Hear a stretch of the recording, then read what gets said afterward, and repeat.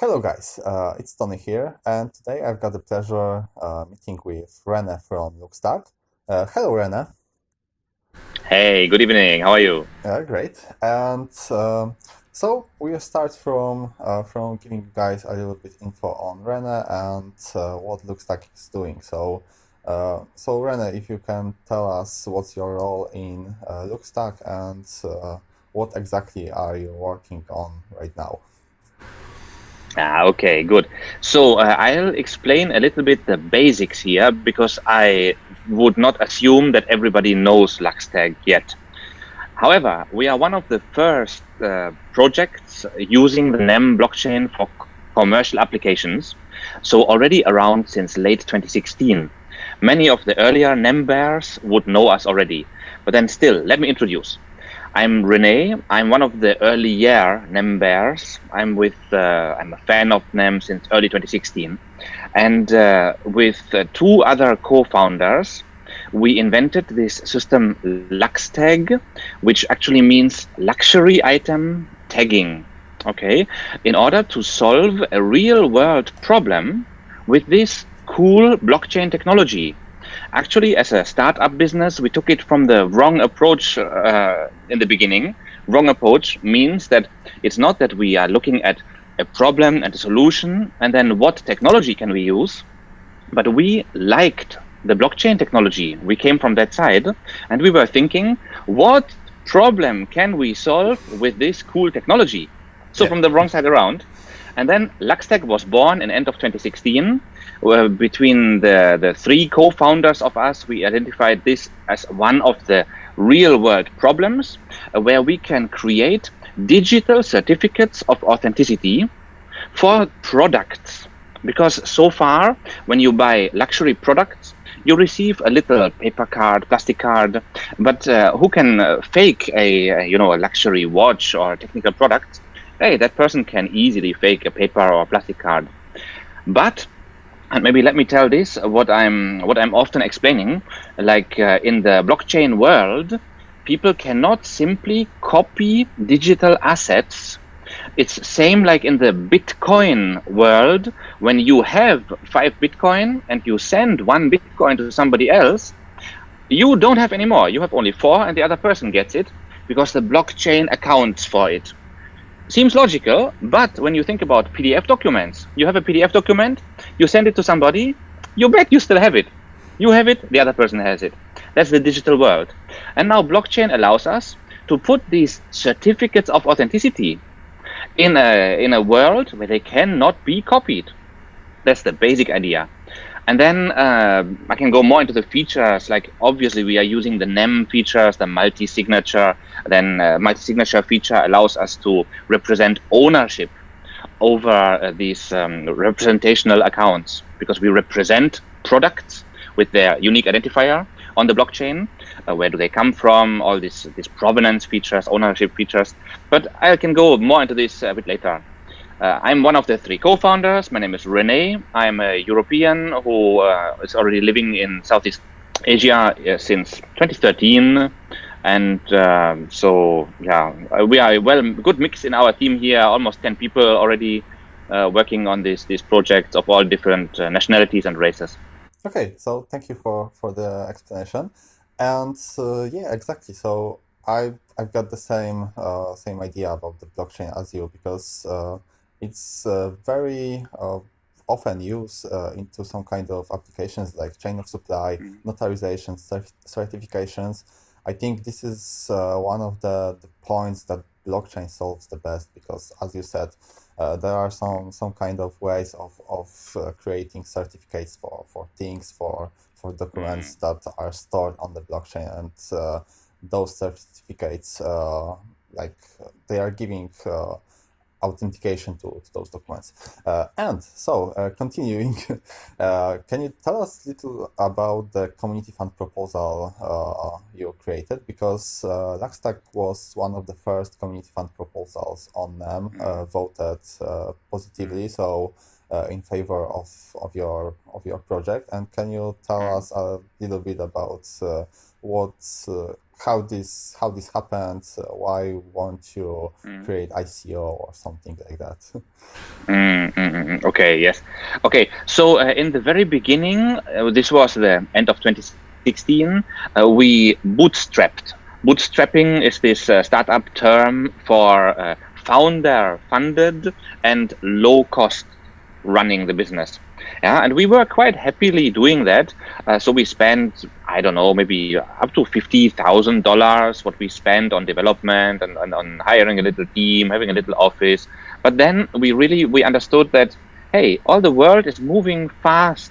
Yeah, it's a fast-paced world. You can't just have a good idea and then 4 or 5 years develop this idea. Others will overtake you. So we understood that we need to inject more money somehow into the project, and we have these ways. We have the methods of either doing this. It was, beginning of 2017 was quite new. This ICO things. We thought about it. Do we want to do ICO, or do we want to take the traditional approach? We didn't so much think about community funding proposal yet, but we decided that we do not want to go the ICO road, because these ICOs at that time already, the questions were coming up, regulatory problems, fundraising from the public. And then again, we were as experts in this blockchain field, because the co-founders here is Jeff McDonald, who was a big guy in the NEM project and in the blockchain world in general. Then the other co-founder, Mr. Faiz, is another old-time crypto and blockchain person. So we understood very well that all the world now is trying to create some meaningful explanations for tokens, for coins they want to issue just to raise money. And for us, it just didn't make sense that we issue some LuxTag coins, which then represent what actually? LuxTag coins would be needed to transfer your asset. Otherwise, you don't have coins, you cannot transfer your article. Yeah, exactly. It doesn't make sense. It's very artificial. It doesn't make sense. Yeah, it's very artificial. Yes, and we did not want to go that way. So we chose that we go the traditional way with traditional VC funding, these directions. So we started to do pitch events. And only later in 2017, our attention came to this community funding option of NEM. We somehow didn't know much that this existed or didn't focus on it. So then we thought, wow, hey, why don't we do this thing? Because we are actually helping NEM by getting traction, getting exposure with a real world application. So we don't need to have a bad conscience that NEM would be financially supporting us or the NEM community through this community funding, because actually I think it's not really the NEM foundation, but it's separate funds which were gathered in the very beginning. So it's the community which who this belongs to. So the community helps us in funding, and we are giving back to the community with a meaningful project solving real world problems. So we felt good about moving ahead and creating our proposal. And our proposal was more or less something what we were anyhow already doing, the pitches to venture capital people, and we amended it a bit to put the milestones, to even, it's like to stay on track. We put these milestones, which once we achieve, we get the next round of funding. Similar as a VC would do. And the community funding committee advised us which milestones, how to put, which expectations. And we defined the milestones, we put the proposal up, and I think within a quite fast time, we achieved this target, what was required for the voting. And then, first milestone, second milestone was just now in early 2017, whereby the first one was paid out, I think, last year, September, October. Okay. So we are very happy that this is now actually LuxTag's main funding source. I may say that now we are funded in 3 ways. One, still founder funded. Second is NEM community funding. And the third is the Malaysian government, where a so-called innovation agency of Malaysia is supporting us with a grant of between $100,000 and $200,000, a grant of the government. And that shows a good recognition that even the government believes in what we are doing. NEM believes, the government believes, and we cut down the venture capital opportunities because we don't need to unnecessarily give away the equity, which now is in the hand of us founders. We better keep it for ourselves because this is a commercial project. It's not an open source non-profit. Yeah, so that's super nice. And as we are doing this video, I think I'm one of the community member, and I highly believe in this project. So that's why we're doing this interview. So yeah, Thank you. I'm super into LuxTag, and I love what your guys doing. So recently, some news came up that you are doing some kind of cooperation with the Defeet socks producer. Yes. Can you tell me a little bit more about this cooperation? What exactly are you guys doing, and how is it connected to NEM? Yes. Okay. Cool. So first, before I go into Defeat, I want to say thank you to you for your nice video, which you did in Polish language just a few days ago, and you spoke very well about LuxTag to the Polish community, to the Polish members and crypto community. I watched that video, I understood a part of it, and thank you. Good job. I'm just trying to spread the word. That's my job. Nice. Okay. Yes. Okay. So now to Defeat. Defeat is one of the first. It's not the first, but one of the first industrial application customers we have, and Defeet is a US-based bicycle racing apparel manufacturer. Apparel with a focus on socks. It may sound a bit stupid that we put socks on the blockchain, but we do. And this is one product where one pair of socks costs $20. And this it doesn't really fit so well for LuxTag as luxury item tagging, but you bet that in the meantime, throughout 2017, we already had created sub-brands, for example, even fashion tag under the LuxTag project.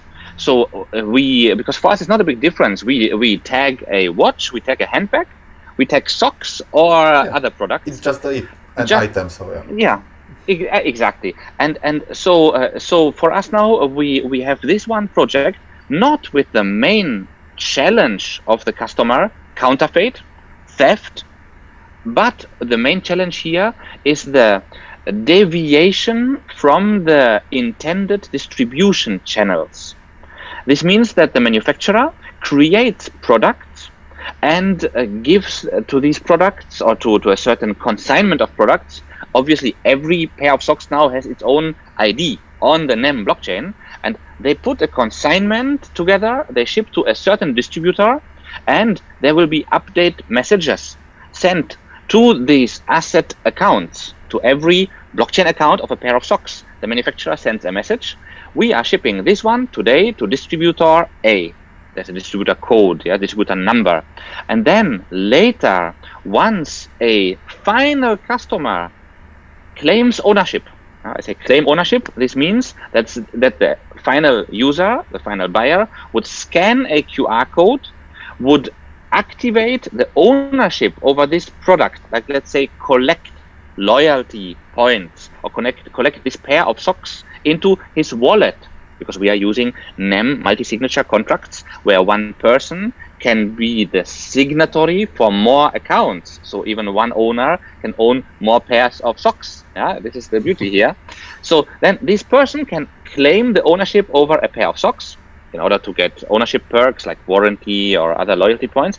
But the beauty is here that the manufacturer can track and can see in the business intelligence suite, which we are programming, can see and filter by distributor ID, sold in which month, activated, like purchased and claimed, where, by who.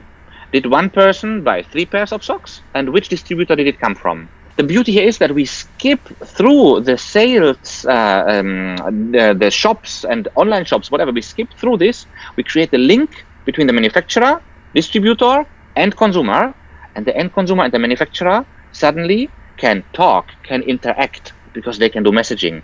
So we even have customer engagement protocols here, which are completely new for Defeat. So that's an extra bonus what we are doing.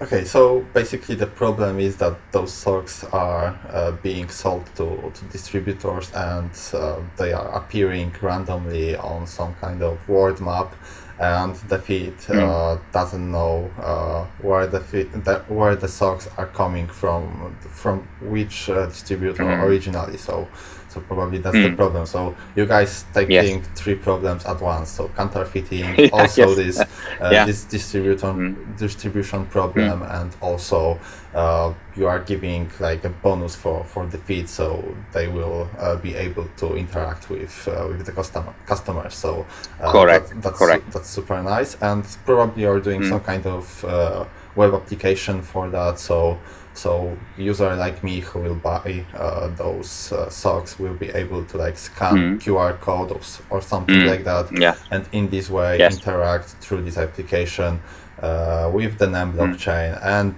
through the NEM blockchain with the producer of the socks. Am I right? Exactly. Okay. You are right. It's not only one app or one application, but it's a suite of applications, because the manufacturer needs to enter data, needs to create the products, and then the end users would have a look and feel of the manufacturer app. So the end consumer actually wouldn't know much about LuxTag. We are a core technology provider for Defeet, and they will launch this app. We develop it, we sell to them, but then it's a look and feel of that brand. So this customer engagement system would be web app, mobile app, yes, for the end consumers, done by us, but it doesn't look like LuxTag. Yeah, so that's super positive, because I'm like trying to track the achievements of different blockchains in this kind of sphere even, and IBM Hyperledger is doing somewhat similar things for different companies, but most of those applications are still very in proof of concept phase. So it's hard to find the product, the application that really connects user to the blockchain, not some kind of SQL database or something like that. So it's very rarely to see something like that. Okay, so I think that's all on the socks. But you also are working with some kind of university, creating certifications for the diplomas. Am I right? Can you tell more about that? Okay, yes. So here in Malaysia, there is an issue with counterfeit university diplomas. I hope I'm allowed to say that, but I didn't sign any NDA. So we've talked to several universities. Actually, in the meanwhile, there's already a consortium of universities we are working with for this project. But one of these universities, I won't tell their name, at least. They shared that the university diplomas here in Malaysia cost about 1,300 US$ per university diploma on the black market. And for this price, the diploma would even be inside the computer system of the universities. Because there is some links that somebody knows, somebody put it in. And the fakes, which are not in the system, a few $100s you can get. But the employers already do checkings. They call to the universities and ask, is this a real graduate? So the issue is not the cheap counterfeit things, the counterfeit certificates, but the good ones with possible links to the whole system. So, and we have the system now, obviously, with the LuxTag approach and the NEM blockchain. Is obviously it's a fork, we can call, well, fork in the crypto world is a bit of a stupid word, but it is a fork of our LuxTag system for this use case for the university diplomas. And we have already developed this solution, we've already showcased, and just in this month, in the month of May, we will be even presenting directly to the Ministry of Higher Education. We have already a meeting set towards end of the month. And now we are working on beautification to make it really look nice. And our big hope is to have our system one day, maybe even compulsory, that the universities need to use this. And this is why we go not only through this consortium of universities, which is, I think, 6 universities now we are working with already, on developing like showcase, testing, POC, but all this is more or less playing around. Once the ministry says, hey, we like what you're doing, please do it. Deliver within 6 months. Thank you. And we go. And then we run.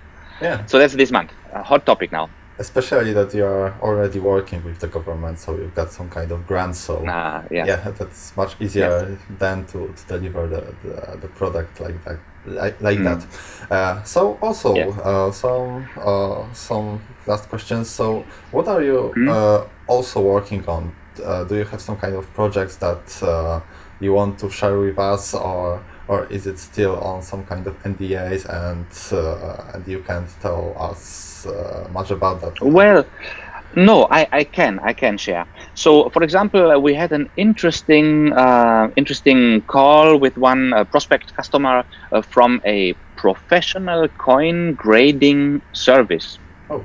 Okay, this is actually collectible coins where you bring them to an expert, and this expert would then, they call it grading service. Yeah, he would look at it and say, this is 100 years old and whatever. He gives a small certificate for it, and even tells you an approximation of a value in the collector's market. But however, these experts would put the coin into a little plastic bag, seal it, give it a serial number, a unique identifier, and issue a certificate. Yes. Ding dong, LuxTag. Yeah. Exactly. So this is exactly the thing. What we are now another lead we are working with, but this is a preparational stages. Another one where we are already behind the preparational stages, we are already advanced, is artwork tagging. So we are working intensely with one Taiwanese Malaysian female artist on a solution to tag the limited numbers of reprints, because as I understood, even I was a bit new to this art world, some paintings are one and only original, okay, others is one original and 20 authorized reprints. Okay. High quality reprints with the signature of the artist, and the signature is a official real signature and a serial number and a stamp, but it's a print. Yes. And the artist says original, not for sale, only goes to museum, and the reprints only 20 pieces, $10,000 per piece, for example. So we are blockchain tagging these limited series of reprints of artwork, and we will be announcing this publicly with a proper press release in June. Right now we are creating the so-called wireframe and application user flow and these things, but it's already contracted, and we are already working with this artist now intensely to come out with something presentable. And once we present on stages, we will do the PR, and this buzz will come in. Great. And so yeah, and it's a few other projects, but these ones are noteworthy: coin grading and the artist artwork tagging. Okay, thank you. So I think that's very fulfilling. Also, if you can give us a little bit on the technology behind it. So how is exactly this certification on NEM made? Is it working on the public blockchain or some kind of private blockchain of NEM? What exactly are you doing to more technically to encode those IDs, those serial numbers? Can you tell us a little bit more about it? Okay, I can tell you a little bit more, but to go into the full detail would just be too much for this interview right now. This is a separate session. Yes, exactly. Just a little bit. Okay, just because it is rather interesting, I would like to mention one technical fact first before we go into more details. I'm sure you heard about this GDPR. Or somewhere they call it PDPA, Personal Data Privacy Act, or Yes, these things, yes. which is now a very hot topic that is not that easy to put customers' names, addresses, phone numbers into a database. Okay, not so easy, and you must allow them their right to be forgotten and these things. Now, when we come to blockchain, wow, that's an interesting thought. When we have customer data, we are dealing with people and what they own, and with blockchain. And now, if we imagine somebody calls us or calls our customers, hey, right to be forgotten, delete me. Hey, excuse me, blockchain, if I delete you 1 year ago, all the data corrupt. Cannot. Yeah. So that's one very hot thing we are working on right now, to create this hybrid solution between having the relational database, like who owns what, sold it when, where did it come from, update messages like lost and found or stolen or these things. We put that on the blockchain. But every entity, means like the owners or repair shops or whatever, these entities will be codified, will get an ID number, and then we need to have a proprietary database linking names with ID numbers. Yes. So this is the approach we are taking right now, and I think this is a very important realization which we had to undergo in the last months actually. Late 2017, we started planning these changes because in the beginning we were a bit naive. We thought, wow, this guy put his name on the blockchain, bought this, sold this. Nah, cannot. So this means that we do have, and now I come to the technical part, we do have a hybrid solution between a traditional database and the NEM blockchain, where some data has to be kept off-chain, definitely, to comply with the several regulations. And further, even our login or key recovery service uses proprietary database technology, because people who would not be very understanding for the importance of blockchain private keys, they would forget their keys, lose their keys. Yeah. So we have systems in place here for the key recovery with multi-signature and complicated features, even that one again using the off-chain security of a closed database. Yeah. So, but now coming to sorry, yeah, please. Go ahead. So basically, to explain, those documents, those certificates, aren't stored on the blockchain. For example, if you create some kind of certificate for the diploma, you're not storing the diploma on the blockchain, just for regular people that are watching this channel. So you're not storing the document as well. You are just storing the identification number of this document, some kind of unique identification, like fingerprint that this document really existed, and that relates exactly to this one document. Yes, we put some general data, very basic data without the name, like date of graduation, for example, yes. Or even name of studies. We put this one even on chain, even plain. The other data is either encrypted or it is only the hash of data which is not on chain. You're right with this, but it's different levels, of data where actually data needs to be looked at from exactly these different perspectives. What can be made public? What can be made public in an encrypted way? Yes. So it's actually only readable by parties which are predefined, or what cannot be on chain at all. And so it gets a bit complicated here. But another maybe interesting thought to share here.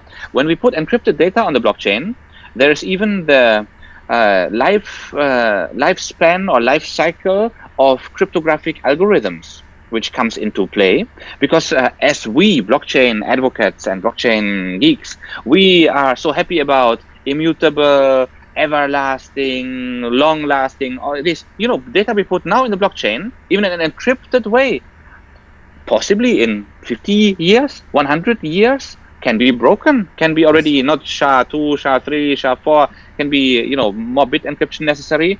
So we need to be very careful with, even with encrypted data on the blockchain.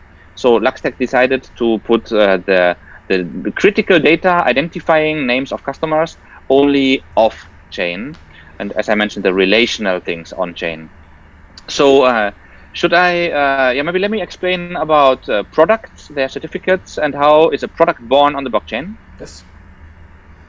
Okay. So, for example, with these socks, yeah, let's go back about this Defeet and the socks. So these pairs of socks, where every sock has its own unique identifier. These pairs of socks are born in such a way that we generate digital certificates of authenticity, which is a key pair, and this key pair equals already one account on the blockchain, on the NEM blockchain.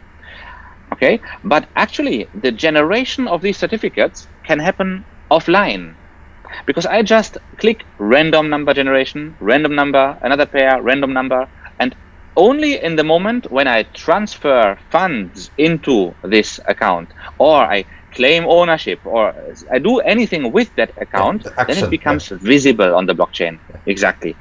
So this is what we do when we create certificates. We do a micro funding of that account. We need to micro fund that account, and then the ownership can be claimed later over this account by anybody who has another key pair account on the blockchain. So the beauty here is that every entity must have one key pair equals one account, and then we do the API calling from this app. You mentioned we are having mobile app, web app. So this app would have buttons for create a new owner's account. In the basic understanding, owner's account can be created, and then I claim the ownership over another article, over the pair of socks in this case. This means that I use this NEM multi-signature contract, where I technically I convert this child account into a one is that I am now the person who signs for this account, and I invalidate the private key of this object below. It's my child account, which then is cannot sign for itself anymore. Only I can sign. This means I own it. That's the ownership. That's a bit overkill possibly for socks, but still that is the system in LuxTag what we can afford to use, because in this low-cost blockchain environment, we can even give socks a certificate of ownership, what we are only used to from cars and houses. Yeah. So now even live.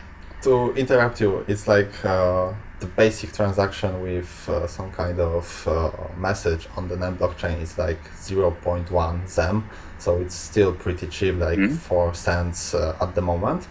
So yeah, it's I think it's a very good idea. So all of those things that you said, all of those actions, all of this claiming, this sending messages, it's all happen on the NEM blockchain, if I'm right. And every transaction like that is generating some kind of traffic on the NEM blockchain. So every transaction is going through the NEM blockchain. It's validated by the nodes, and of course the fees are going to the harvesters. So I think that's very positive information for all the people in the NEM blockchain, that there are companies like yours that create this kind of service. Yes, but you know what? I was one of the people who was heavily discussing the planning safety for businesses with regards to the NEM blockchain fee structure. Yeah, exactly. So that's the problem, because the fee is constant, and with the variable price change of the ZEM token, those fees are. It's hard to plan the cost of the organization like yours, who is heavily connected to the making transactions on this blockchain, because basically on other blockchains we've got some kind of let's say very cheap fees that you are able to create transactions. If you make some kind of small fee, in some point of time it will appear on the blockchain, so you are like trading time with money. On the NEM there is no possibility like that. The fees are constant, so probably there is some kind of problem. So if you could explain it a little bit more. Yes, exactly what you said is our worry, and the NEM Foundation has is working on a solution to dynamically reduce the fees when the ZEM price in USD rises. Okay, this is actually what we need, because the businesses we are servicing, or even our business here, is still running on fiat. You know, we pay our rent in fiat, we pay the salaries in fiat. So we, so we need to know that when our solution gets enough traction, when we have thousands of transactions happening, hopefully in a few months this will go live with thousands of transactions. I need to know what exactly the fee structure planning. So I will continue to engage with the core developers who have the say here. What's their opinions about this? But LuxTag mitigates this problem so far in one clever way, which is the community funding, because we receiving community funding in ZEM, not in USD. We were of the first batch where the amount of the funding is fixed in ZEM. So this means that we put aside a certain amount of ZEM for future expected transaction fees using our product. Just a fuel. Exactly. Yeah. However, still, it's a big pity, because let's say, yes, we give back, we support the harvesters, but still this money could be used even for other things, running the business and expansions. Okay, but that's one thing what I'm really... so you are opting into some kind of maybe user-activated soft forks if the maybe some kind of price will go up or something like that, yeah? So in more technical way, so... User-activated soft fork. Well, the NEM network is just a network upgrades, isn't it? Yeah. Yeah. So far. Yes. But maybe in future. Yeah. So, well, yeah. You tell me if there's anything I don't know yet. Please, you tell me. Is there a NEM fork coming? I don't know. Maybe. Okay, good. Fine. No, but anyway, then we have this one project on the NEM mainnet. Other projects like the artist NEM mainnet again, but we have even other high volume projects. For example, this university diplomas thing. This won't be on the NEM mainnet, because there the data has to be under control of ministry and the universities. So this would be a private chain installation anchored to the mainnet with this hybrid solution, private public. Which is being discussed at many places right now. So yeah, even we need to do something in the private. Okay, so thank you very much for this interview. Just to end this interview, where my audience can find more details about LuxTag, is it some kind of website, or have you are publishing some kind of blog on Medium or something like that? Where my audience can find more information, because I think this project is very rarely marketed. You're just doing some kind of good work, and I think sometimes it's unnoticed. So where my audience can find you? Yes. Okay, good. So because we last year we were very active in marketing and in going to pictures and exhibitions. Now we just need to execute. We need to deliver and develop and implement. Not so much talking anymore. Now we need to do. So this is why maybe marketing not the best. However, LuxTag.io has at the bottom links to our Facebook, to our Medium blog, and even to, I hope even to YouTube. But else you can just go to YouTube, you enter LuxTag, and you will find a few cool explaining videos. And right now, right today, we just finished already another few YouTube uploads, which will go, I think tomorrow will go live. Okay, so YouTube will have more I will link fresh them, videos. Of course, in the cards and in the description. So everything in this interview, all links will be in the description. Okay, so thank you, Rene. It was a big pleasure to speak with you, and probably we'll see you in a few months where you will be able to speak more about the working product already encoded into the NEM blockchain. So thank you very much. Sure. See you soon. Thank you. Bye. Okay, see you. Thanks.